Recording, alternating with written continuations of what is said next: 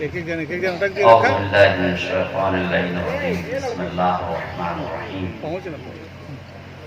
وبہ نستعین وهو خیر الناصر المعین قال امام زین العابدین علیہ الصلوۃ والسلام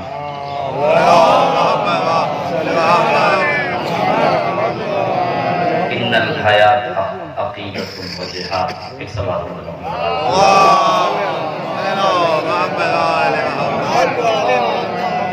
حضرات اکرام قدر بڑی نورانی محفل ہے اور شکر گزار ہوں محترم ذکی قادری صاحب کا کہ انہوں نے ایک بہترین ماحول محفل کے لیے بنا دیا ہے۔ حضرات محفل میں خطیب کی حیثیت ایک مؤذن کی سی ہوتی ہے اور مؤذن بہت لمبی اذان نہیں دے سکتا اس لیے کہ اس کے بعد پوری نماز اور پوری جماعت باقی ہے، اور ویسے بھی یہ کہا جاتا ہے کہ اگر مجلس ہو تو شاعر اچھا نہیں لگتا اور محفل ہو تو خطیب اچھا نہیں لگتا اور نکاح ہو تو دونوں اچھے نہیں لگتے۔ لہذا بہت دیر تک میں آپ کے درمیان ویسے بھی رہنے والا اس لیے نہیں ہوں کہ نظم کی شیرینی پر نثر کی تلخی بہرحال خالی ہے اور شاعری کی صنف نازک پر نثر کی سنگینی بہرحال ناقابل برداشت ہے۔ ان تمام اصول و ضوابط سے میں آگاہ ہوں، اس لیے بہت جلدی چند منٹوں میں اپنی بات پوری کر دوں اور اس کے بعد یہ ملت کا کارواں اپنے پورے قبیلے کے ساتھ انشاءاللہ آگے بڑھے گا اور آپ حسین سماعتیں ہوں گی اور یہ نورانی شب ہوگی۔ جس مولود کی محفل مقاصدہ معین کی گئی ہے ان کی حیات طیبہ پر اگر روشنی ڈالی جائے تو حیات کو دو حصوں میں تقسیم کیا جا سکتا ہے۔ ظاہر ہے تمام اہل بیت کی حیات مختلف حصوں پہ تقسیم ہے، امام کی حیات کو دو حصوں پہ تقسیم کیا جا سکتا ہے۔ ایک حیات کربلا سے پہلے کی ہے اور ایک حیات کربلا کے بعد کی ہے۔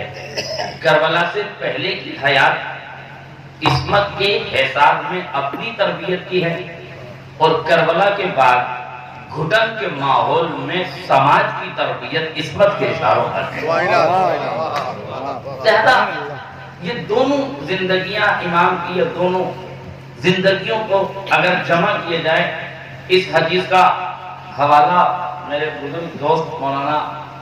سجاد صاحب کے حوالے ہے، اس لیے کہ میں نے انہی سے یہ حدیث سنی تھی، اس لیے اس حدیث کا حوالہ ان کے حوالے ہے، یہ انشاءاللہ آپ کو حوالہ دیں گے جب ان سے آپ مانگیں گے۔ لیکن اس حدیث کا ترجمہ میں کاظم جرملی کے دو مصروں میں کر دوں قبلہ، ان الحیات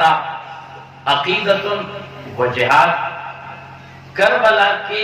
بعد بھی تو سید سجاد ہے، کربلا کے بعد بھی تو سید سجاد ہے، دوسرا ہوتا تو کہہ دیتا خدا کو۔ پوری حیات امام کی ایک عقیدے کی آبیاری ہے اور جہاد کی منزلوں میں امام کا قدم ہے، اور وہ لوگ جو جہاد کو بدنام کر رہے ہیں انہیں سید سجاد کی حیات کا جہاد بتا رہا ہے کہ صرف مارنے کا نام جہاد نہیں ہے، مرے ہوئے کو جلانے کا نام بھی جہاد ہے۔ کوئی بھی قوم کو بیدار کرنے کا نام بھی جہاد ہے، بگڑے ہوئے انسانوں کو سدھارنے کا نام بھی جہاد ہے، کوئی بھی انسانیت کو زندہ کر دینے کا نام بھی جہاد ہے، اور یہ کام امام نے اپنی حیات طیبہ میں انسانیت کے سامنے رکھ کر کے دکھایا۔ آپ یقین کیجئے میں ایک لفظ کے بات کو آگے بڑھا دوں، آپ کا لقب سید الساجدین ہے، زین العابدین ہے، کبھی آپ نے غور کیا کہ سید الساجدین زین العابدین کا لقب کب ملا، کہاں ملا؟ ہونا تو یہ چاہیے تھا، اور توجہ کیجئے گا، ہونا تو یہ چاہیے تھا کہ واقعی کربلا کے آغاز میں اصحاب و انصار کی شہادت کے بعد سید سجاد کے شکر کے سجدوں پر لقب سید سجاد مل جانا چاہیے تھا، خیمے کی جلی ہوئی قناتوں پر شکر کا سجدہ کرنے کے بعد یہ لقب قدرت کی جانب سے مل جانا چاہیے تھا، ہتھکڑیاں اور بیڑیاں سے فتن کرنے کے بعد یہ لقب آپ کی تقدیر میں لکھا جانا چاہیے تھا، کربلا ہی میں حادث غیبی کی ندا آ جانی چاہیے کہ انت زین العابدین، انت سید الساجدین، مگر تاریخ بتاتی ہے تپتے ہوئے ریگزاروں پر سید سجاد کے سجدے روا رہے، مگر لقب سید سجاد ابھی نہیں ملا۔ دربار کوفہ و شام میں خطبات کے جوہر دکھائے، علم کے چشمہ شیری کو بہایا، مگر اس کے باوجود بھی آپ کو لقب زین العابدین نہیں ملا، لقب سید الساجدین نہیں ملا۔ زمانہ گزرتا رہا، وقت گزرتا رہا، کوفہ و شام کے درباروں کے بعد زندان کے مرحلے سے امام گزرے، زندان میں رہے، بھوک کا عالم رہا، پیاس کا عالم رہا، مصیبتوں کے پہاڑ ٹوٹے رہے، ظلم اپنے طوفان پر رہا، سفاکیت اپنے عروج پر رہی، ہر طرح سے اذیت دی جانے لگی، مگر تاریخ بتاتی ہے لب سجاد پر شکوہ نہیں شکر کے سجدے آئے۔ لب سجاد پر شکوہ نہیں آیا، کسی مصیبت پر شکوہ نہیں آیا، ہر مرحلے حیات میں سید سجاد شکر کا سجدہ کرتے رہے۔ جہاں ہر بشر ٹوٹ کر شکوے کرتا ہے، وہاں سید سجاد عصمت کا اظہار کرتے ہوئے مصلی عبادت پہ قدم رکھتے ہیں، خاک کو سر خاک پہ سر رکھتے ہیں اور شکر کے سجدے کرتے ہوئے نظر آتے ہیں۔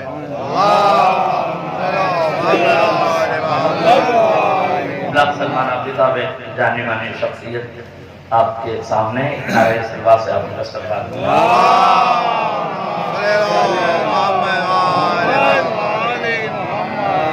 دیکھیں توجہ کیجئے گا، میں جلدی اپنی بات کو لے کے جا رہا ہوں۔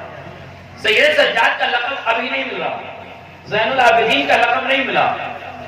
کربلا کے ریگزار پر سجدے ہوئے، جلے ہوئے خیموں کی قناتوں پہ سجدے ہوئے، دربار میں سجدے ہوئے، بازار میں سجدے ہوئے، زندان میں سجدے ہوئے، پورا کربلا کا واقعہ گزر گیا، اسیری کے سارے مرحلے گزر گئے، مصیبتوں کے سارے ایام ختم ہو گئے، لیکن اس کے باوجود بھی کسی مقام پر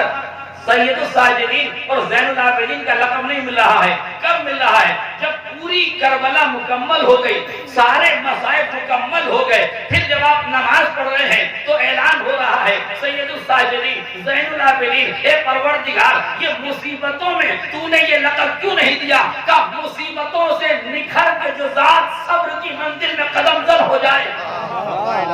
اپنی حیات کے تمام تر مرحلوں میں جب صبر و سکون میں رہنے کے بعد بھی اپنے مقصد کی آبیاری کرتا رہے، سب کچھ لٹا کر بھی لٹی ہوئی امت کو سہارا دیتا رہے، اس کا حق تھا کہ ہر سجدے پہ سید الساجدین کہا جائے، ہر عبادت پہ زین العابدین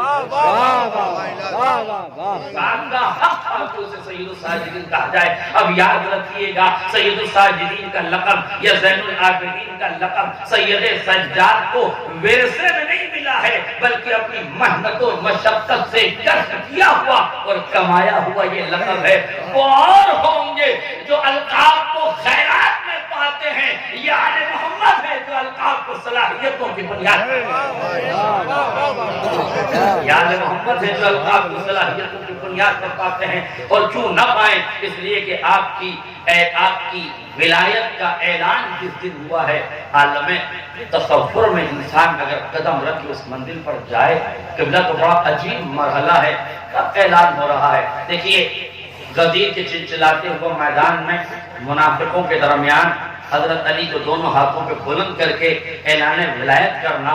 بظاہر بہت بڑا کام تھا، لیکن یہ آسان کام تھا، مگر بھڑکتے ہوئے شعلوں سے سید الساجدین کو بچا کر اظہار امامت کرنا اور اعلان ولایت کرنا یہ بڑا سنگین مرحلہ ہے کہ جہاں واقع کربلا اور 10 محرم کو عاشور کا ڈوبتا ہوا سورج اسلام محمدی کے آخری دن کی دہائی دے کے جا رہا تھا، سورج کا ڈوبتے ہوئے سورج کا پھیکا پڑتا ہوا رنگ کائنات کو یہ بتا کے جا رہا تھا کہ ذبیح و خلیل کی محنتوں کا خاتمہ کربلا میں ہو گیا، پنجتن کی آخری کڑی لہو لہان کر دی گئی،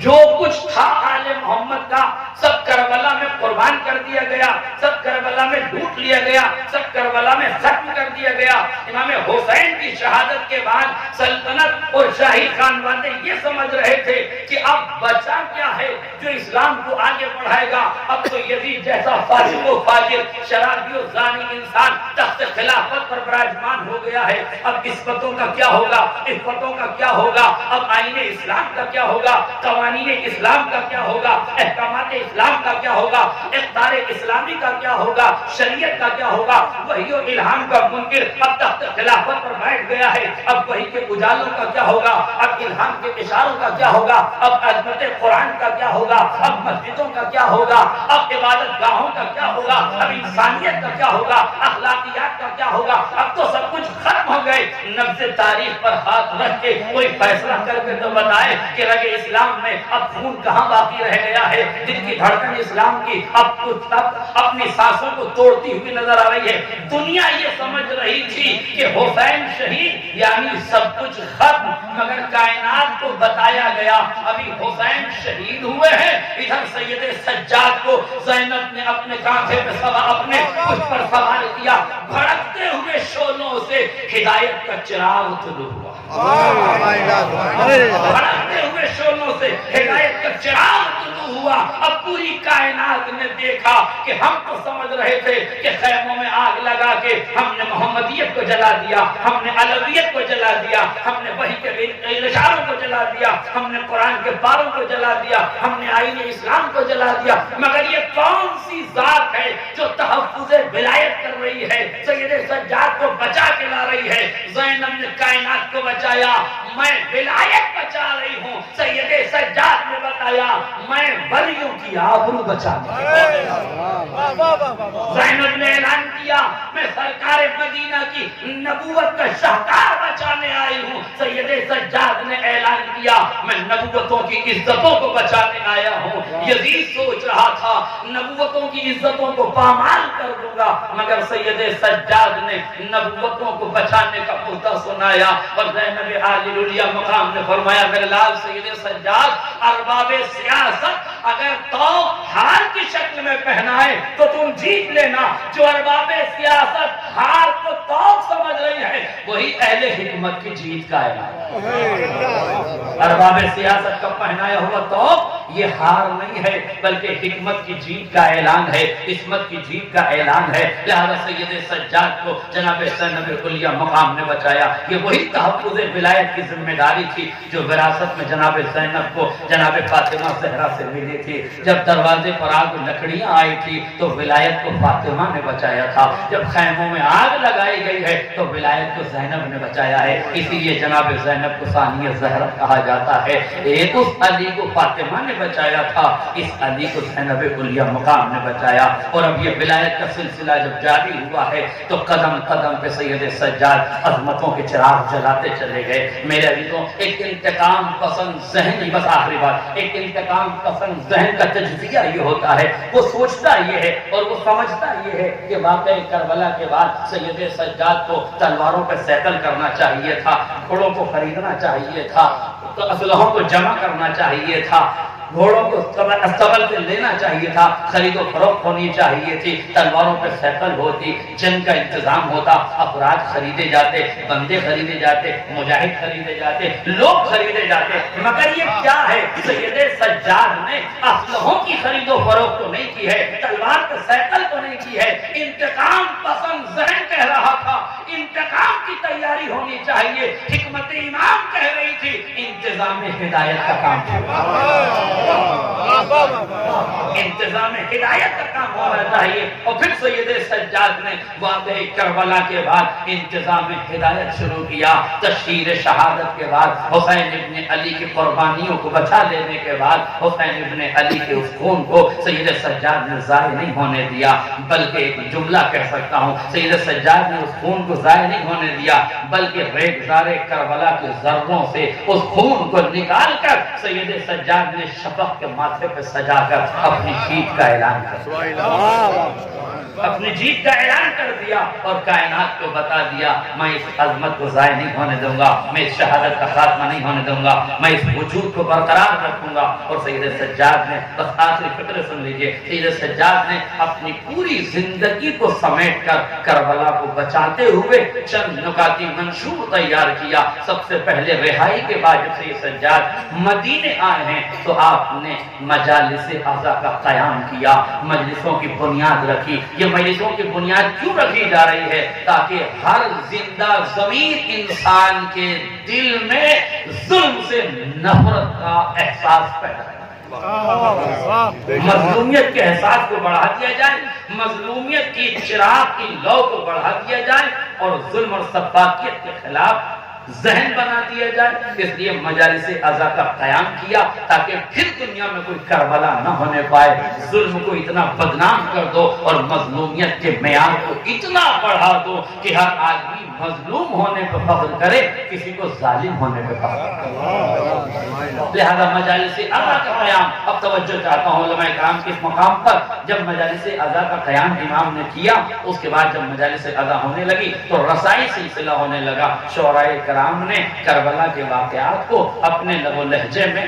ضم کرنا شروع کیا، اور جب امام کے سامنے کربلا کا واقعہ پیش ہوا تو آپ نے شعراء کی بڑی تعظیم و تکریم کی۔ ایک ایک بیت پر خانہ خود ایک ایک بیت پر جنت الفردوس میں بیت دینے کا وعدہ کیا۔ کہیں سے کسی شاعر کی دل شکنی امام نے نہیں کی، لیکن اس کے بعد امام نے مدارس دینیہ کا قیام کیا۔ سوال یہ ہے کہ جب مجالس اعضا کا قیام ہو گیا تھا تو مدارس دینیہ کے قیام کی کیا ضرورت تھی؟ جب مدارس دینیہ کے قیام کی کیا ضرورت تھی؟ امام کائنات کو بتانا چاہتے، بڑی معذرت کے ساتھ امام کائنات کو بتانا چاہتے تھے کہ کربلا کی حکمتیں اگر شاعری کی بیساکھی پہ سوار ہو کے گئی تو کربلا جذبات کا واقعہ بن جائے گا، حکمت کی بارت آئے گا۔ اس لیے وقت کی ضرورت یہ تھی کہ شاعروں کا احترام کیا جائے، مدحت آل محمد کرنے والوں کا احترام کیا جائے، ان کو مالی جزا بھی دی جائے، آخرت کی جزا بھی دی جائے۔ فرزدق نے جب قصہ کہا ہے، فرزدق کا وہ مشہور واقعہ آپ کے سامنے موجود ہے کہ جب اس نے امام کی شان میں بہترین قصیدہ کہا ہے تو امام نے اس کے پاس ایک تھیلی بھیجی ہے، درہم و دینار بھیجے ہیں، اس کو معاوضہ دیا ہے تو اس نے معاوضہ لینے سے انکار کیا، کہا مولا میں نے آپ کی محبت میں کہا ہے۔ امام نے فرمایا وہ تیری محبت تھی، یہ ہماری محبت ہے۔ اس کا مطلب یہ کہ شاعروں کو نوازنا برا نہیں ہے، البتہ شاعروں کا مانگنا برا ہے۔ نوازنا برا نہیں ہے لیکن مانگنا برا ہے، توجہ دیجیے گا۔ لہذا امام نے شاعر کو اجر دیا۔ اس کے بعد مدارس دینیہ کا قیام رکھا۔ مدارس دینیہ کا قیام کیوں رکھا؟ میں یہ سمجھا ہوں، علماء کرام میری اصلاح ضرور فرمائیں گے، میں یہ سمجھا ہوں کہ چونکہ شعر و سخن کسی بھی اعتبار سے صرف ایک اعتبار ہے کہ شعر زبان کے لیے دلیل بنتا ہے، اس کے علاوہ شعر دلیل نہیں بنتا۔ توجہ کر رہے ہیں؟ اگر کربلا کے واقعے کو صرف شاعری کے عنوان سے کہا جاتا تو شاعری کا مطلب ہے کہ شاعر کے اپنے خیالات کی عبارت آرائی جو ردیف اور قافیے کی بندش کے ساتھ ایک علمی ہنر کے ساتھ، ظہور کے ساتھ، پہروں کے ساتھ منظر عام پر آ جاتی ہے۔ اور شعر کا مطلب یہ ہے کہ جو جذبات کو ابھارتا ہے، جس کے احساسات وقتی ہوتے ہیں اور جس کا اثر وقتی ہوتا ہے۔ مگر سید سجاد جانتے ہیں کہ کربلا کے واقعے کا اثر وقتی نہیں ہونا چاہیے، جذباتی نہیں ہونا چاہیے، بلکہ اس کا اثر تاغیر رہنا چاہیے، قیامت تک باقی رہنا چاہیے۔ اس لیے شاعری کے بعد مدارس دینیہ کی ضرورت پڑی تاکہ کربلا ردیف و قافیے کی بندش سے پیش نہ کیا جائے بلکہ احادیث معصومین سے اور آیات ربانی سے پیش کیا جائے۔ اس لیے کہ جو عظمت و اہمیت اقوال معصومین اور آیات ربانی کی ہوگی وہ کسی بھی عظیم شاعر کے شعر کی حیثیت نہیں ہوگی۔ شاعری بنیادی کام نہیں کرے گی، مساعدتی کام کرے گی، سہارا دے گی واقعے کو آگے بڑھانے کے لیے۔ اسی لیے اگر آپ اس وقت میں وہ بات کھولنا نہیں چاہتا، اگر آپ مرثیوں کا دامن کھولیں گے تو بہت سے ایسے خیالات ملیں گے جس کا کربلا سے بظاہر کوئی تعلق نہیں۔ بہت سے ایسے واقعات ہیں جو مرثیوں کی دنیا میں ضم ہیں جن کا کربلا کے حقیقی واقعے سے کوئی تعلق نہیں ہے۔ کہاں تھا کربلا میں وہ کنیزوں کا ہجوم، وہ جھرمٹ، وہ سراہی، وہ مجرا، وہ یہ تمام چیزیں کربلا میں کہاں تھی، لیکن چونکہ ان کو ذریعہ بنایا گیا ہے افہام و تفہیم کا، کربلا سمجھانے کا، اس لیے میں شاعری کی مذمت نہیں کر رہا ہوں، شاعری کو سہارا بنایا گیا ہے مگر اصل نہیں بنایا گیا، اس لیے مدارس دینیہ کا قیام کیا گیا تاکہ کربلا آپ تک پہنچے تو علم و ہنر کے سانچے میں پہنچے، حکمت کے سانچے میں ڈھل کے پوچھے۔ خوش نصیب ہے آپ کہ جس نے اس محفل کا انعقاد کیا تو خالی شاعری کی بیساکھی پر نہیں کیا بلکہ ایسے شاعروں کا انتخاب کیا جن کے پاس علم دین کی سندیں بھی موجود ہیں، علم کی مہارتیں بھی رکھنے والے ہیں، تاکہ دنیا کو یہ پتا چل جائے کہ تجارت مند اور ہوتے ہیں، سعادت مند اور ہوتے ہیں۔ اس لیے اس روایت کو بھی پنپنا چاہیے کہ تاجروں کی دکان بند ہو اور سعادت کا باب کھولا جائے، اور اس طرح کا اعمال اور افعال کرنے والوں کی پرشنسا کرنی چاہیے، ان کی تعریف کرنا چاہیے، ان کو سراہنا چاہیے اس بات پر کہ انہوں نے واقعاً ایک بڑا قدم اٹھایا ہے۔ لہذا مدارس دینیہ کا قیام، یعنی میں یہ کہہ سکتا ہوں کہ یہ جو آپ نے اس موقع پر قدم اٹھایا ہے یہ آپ کا اپنا قدم نہیں ہے بلکہ ممدوح کا اٹھایا ہوا قدم ہے جس پر آپ نے چلنے کی کوشش کی۔ مدارس دینیہ کے قیام اور مدارس دینیہ کے قیام کے بعد جو آپ نے سلسلہ شروع کیا وہ زراعت کا سلسلہ، کاشتکاری کا سلسلہ، یہاں تک روایت میں ملتا ہے کہ آپ نے 500 درخت لگائے تو ہر درخت کے نیچے سجدہ شکر کیا کرتے تھے، بعض روایت میں ہے کہ ہر درخت کے نیچے 2 رکعت نماز پڑھا کرتے تھے۔ یہ مولا اقتصادیات کو مضبوط کر رہے تھے۔ توجہ کیجیے، ایک جملہ کہہ کے بات کو آگے بڑھا رہا ہوں۔ مولا کربلا کے واقعے کے بعد ٹھیک ہے مجالس ادا ہو رہی ہیں، مدارس دینیہ کا قیام ہو رہا ہے، یہ قوم کی غربت ختم کرنے کے لیے تجارت اور اقتصاد اور زراعت کو آگے کیوں بڑھایا جا رہا ہے؟ دنیا کو سید سجاد بتانا چاہتے تھے کہ جس کی اپنی کھیتی اجاڑ دی گئی پھر بھی وہ کائنات کو کھیتی کرنے کا سلیقہ مولا یہ اقتصادیات کیوں مضبوط کریں؟ جملہ کہنا چاہتا ہوں، مولا یہ آپ اقتصادیات کیوں مضبوط کرنا چاہتے ہیں؟ شاید مولا کا نظریہ بظاہر یہ ہو کہ اس لیے کہ غربت میں عقیدوں کی تجارت بہت جلدی ہوتی ہے۔ غربت میں عقیدوں کی تجارت بہت جلدی ہوتی ہے، اس لیے عقیدت مندوں کو اتنا غریب نہیں ہونا چاہیے کہ ان کے ہاتھ سے عقیدے رخصت ہونے لگے۔ اقتصاد کی بنیادوں کو امام نے مضبوط کیا، اور خالی مضبوط ہی نہیں کیا بلکہ 400 گھرانے کی امام کفالت کرتے ہیں، راتوں کو اپنے چہرے کو چھپا کر اپنے پشت پر غلہ باندھ کر دنیا تک پہنچاتے ہیں، غریبوں تک پہنچاتے ہیں تاکہ سماج میں غربت کا خاتمہ ہو جائے۔ اس لیے کہ غربت رہی تو عقیدوں کی تجارت ہوتی رہے گی۔ عقیدوں کو تجارت سے بچانے کے لیے امام نے مساعدات کا سلسلہ شروع کیا۔ اس سلسلے کو جاری اور قاری رہنا چاہیے، اور آج اہل ایمان اس سلسلے کو جاری رکھے ہوئے ہیں۔ اس طرح کے قیام کے بعد امام نے اپنا پیغام پہنچانے کے لیے، چونکہ سیاسی حالات ایسے نہیں تھے کہ امام اس منبر کا انتخاب کر کے خطبہ دیتے، جیسے مولا کائنات نے خطبہ دے کے منبر کا انتخاب کر کے خطبہ دیا، تو پیغام قوم تک پہنچانا ضروری تھا۔ سید سجاد نے بتایا جب سیاسی حالات نامساعد ہو جائیں اور تم کچھ بھی نہ کر سکو تو اب تو معبود کے درمیان رابطے کو قوی کر دینا، دعاؤں کا سلسلہ جاری کر دینا اور دعاؤں میں پیغامات دینا شروع کر دینا۔ سید سجاد نے صحیفہ کاملہ اور رسالۃ الحقوق جیسی کتابوں کی تعلیم دی، جیسی دعاؤں کی تعلیم دی۔ یہ دونوں کتابوں کو اگر جمع کیا جائے تو رسالۃ الحقوق حقوق العباد کی جانب اشارہ کرتی ہے، اور صحیفہ کاملہ حقوق اللہ کو بتاتی ہے۔ یہ امام نے حقوق العباد کو بھی بتایا اور حقوق اللہ کو بھی بتایا۔ اس طرح امام دعاؤں کے ساتھ اپنے پیغام کو پہنچاتے رہے اور ہمیں اور آپ کو یہ تعلیم دیتے رہے کہ اگر آج ہم امت مسلمہ کا ساتھ نہیں دے سکتے، آج اگر ہم حزب اللہ کا ساتھ نہیں دے سکتے، آج اگر ہم پاسداران انقلاب کا ساتھ نہیں دے سکتے، آج اگر ہم سلیمانی کے ساتھ کھڑے ہو کے جہاد نہیں کر سکتے، اگر آج ہم سے حسن نصر اللہ کے ساتھ مل کے جنگ نہیں کر سکتے تو ہمیں جنگ کی بظاہر ایسی ضرورت نہیں ہے۔ اس لیے کہ سید حسن نصر اللہ نے خود یہ کہا ہے کہ اپنے ہندوستان کے مومنین سے جا کے کہو تمہیں جہاد کی تیاری کرنے کی ضرورت نہیں ہے، تم اپنے بچوں کے ہاتھوں میں قلم دے دو،